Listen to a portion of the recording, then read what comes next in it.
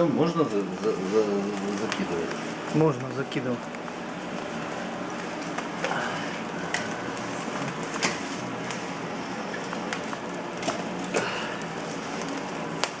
Я люблю, когда оно так прогорает нормально, когда это, стекло прогорает, понимаешь?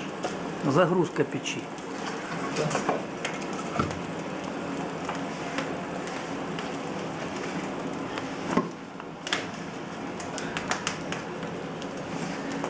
Пеньками грузим. А? Пеньками грузим. А, типа да. Демир, вылазь на печку. Давай, да. А он вылазит. Мы его вчера приучили.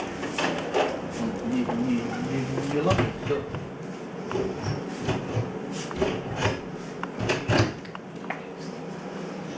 Все, на длинный ход.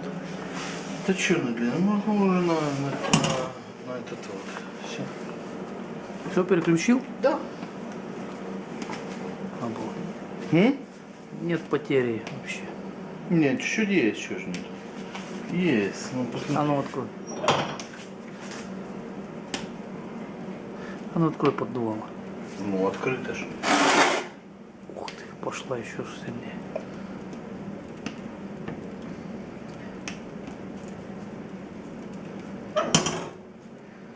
О, да. Ну, надо ровненько, чтобы было, да. Так лучше, когда. Ну, разгорится, если.